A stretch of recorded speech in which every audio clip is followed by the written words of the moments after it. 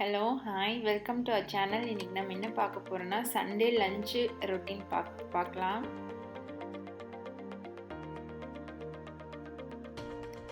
லஞ்சுக்கு நான் காலிஃப்ளவர் குழம்பு பச்சை செலவாட்டி வைக்கலான்ட்டு காலிஃப்ளவர் கட் பண்ணிகிட்ருக்கிறேன். அதுக்கு தேங்காய் திருவி வச்சாச்சு. சாப்பாட்டுக்கு அரிசி ஊற வச்சிட்டேன். இப்போ காலிஃப்ளவரை குட்டி குட்டி பீஸாக தண்ணிக்குள்ளே கட் பண்ணி போட்டேன். காலிஃப்ளவர் வாஷ் பண்ணுறதுக்காக தண்ணி காய வச்சிட்ருக்கேன், ஹாட் வாட்டர். பக்கத்துலேயே ரசம் வைக்கிறதுக்கு ஹாட் வாட்டர் வச்சுட்டேன். இப்போ இந்த தக்காளியை தண்ணிக்குள்ளே ஹீட் ஆனதையும் போட்டுடணும். காலிஃப்ளவர் வாஷ் பண்ணுறதுக்கு தண்ணி ரெடி ஆயிடுச்சு. அந்த தண்ணிக்குள்ளே லைட்டாக கல் உப்பு போட்டு மிக்ஸ் பண்ணி அந்த வாஷ் பண்ணி எடுத்து வச்சுக்கோங்க. அதுக்கப்புறம் பச்சை செலவு குழம்புக்கு அரைக்கிறதுக்கு என்ன போடணும்னு பார்க்கலாம். ஃபஸ்ட்டு உங்களுக்கு குழம்பு எவ்வளோ வேணுமோ அந்த அளவுக்கு தேங்காய்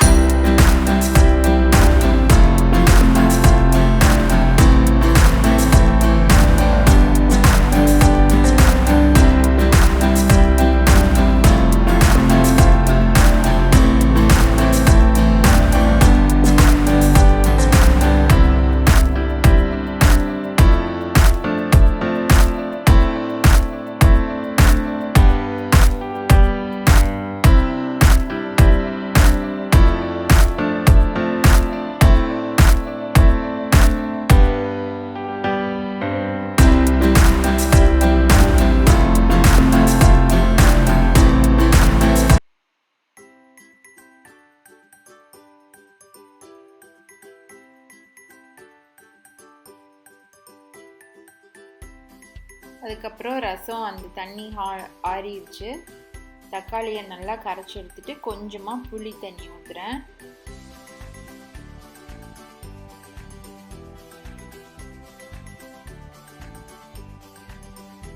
அதுக்கப்புறம் உப்பு, மஞ்சள் தூள், ரசப்பொடி, நான் வீட்லேயே அரைச்சி வச்சது அதனால ஆட் பண்ணுறேன். கொத்தமல்லி தூள், கருவேப்பில், இஞ்சி இடிச்சது, கொஞ்சம் பெருங்காயம், கொத்தமல்லி தழை இதெல்லாம் போட்டு மிக்ஸ் பண்ணிக்கோங்க. இந்த மாதிரி கலக்கி வச்சிட்டிங்கன்னா ஜஸ்ட்டு கடுகு போட்டு தாளித்து குயிக்காக பண்ணிடலாம் ரசம். குழம்பு பாருங்கள் காய் வெந்துருச்சு. உங்களுக்கு கிரேவி எந்த அளவுக்கு திக் வேணுமோ அந்த அளவுக்கு நீங்கள் கெட்டியாக இது பண்ணி வச்சுக்கோங்க. இப்போ வந்து குழம்பு ரெடி ஆயிடுச்சு. பச்சை செலவு குழம்பு ரெடி ஆயிடுச்சு. இதுலேயே கேரட்டு, சவ் காய் அந்த மாதிரி எதில் வேணாலும் நம்ம இந்த குழம்பு செய்யலாம்.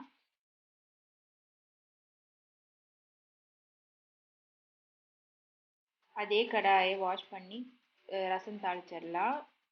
கடாய் ஹீட் ஆனதையும் எண்ணெய் ஊற்றி எண்ணெய் ஹீட் ஆனதையும் கடுகு, காஞ்ச மிளகாய் போட்டு நம்ம கலக்கி வச்சுருக்க அந்த ரச தண்ணியை ஊற்றுறேன்.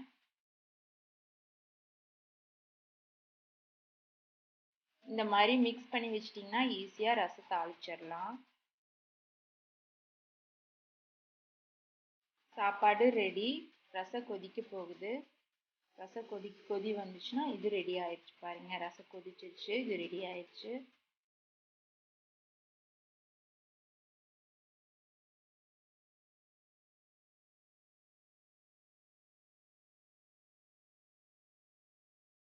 இவ்வளோதான், லஞ்ச் முடிஞ்சுது.